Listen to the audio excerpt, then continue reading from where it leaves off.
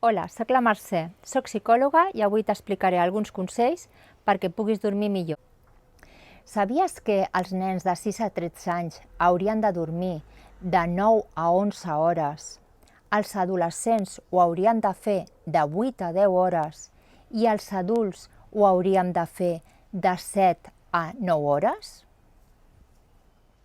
Les principals causes de trastorns del son acostumen a ser l'ansietat, la depressió, l'estrès. Moltes vegades ens ajuda molt el tractar-ho amb algun complement natural que després ens ajudi a dormir millor.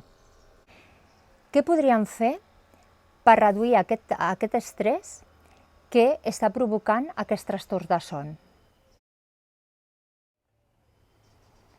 La meditació en sentit ampli. Què vol dir això?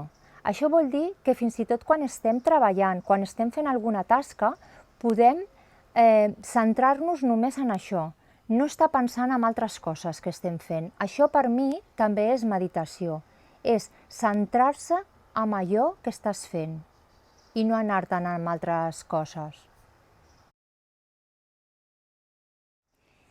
Fem una llista amb totes les tasques que tinguem que fer.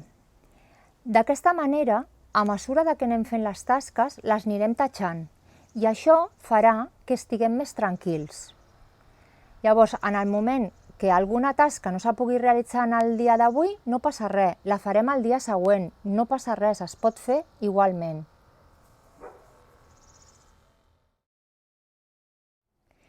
Quan estem treballant, és important que fem entremig algunes pauses.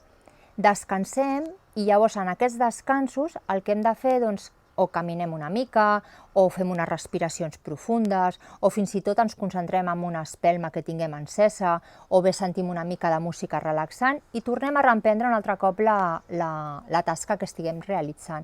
Això ens ajudarà molt a estar més tranquils. Què podríem fer per millorar la qualitat del son? Primer, algun tipus de complement, com ara la valeriana, passiflora, la flor de taronger, la flor de la rosella. 2.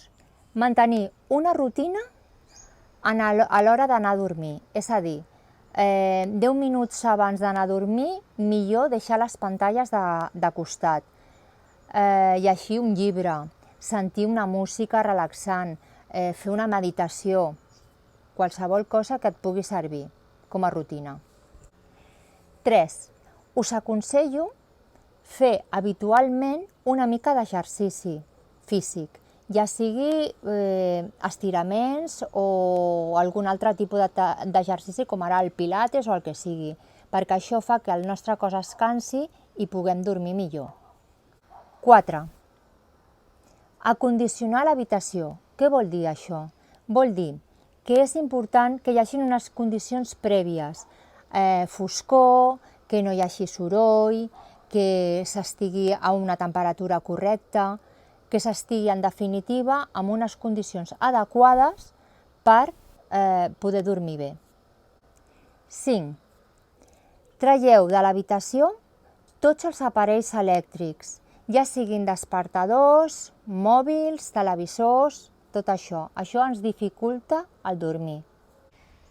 No t'ha passat mai que en el moment d'anar-te'n a dormir és quan te'n recordes de totes aquelles coses que tenies pendent de fer i coses que hauràs de fer el dia següent?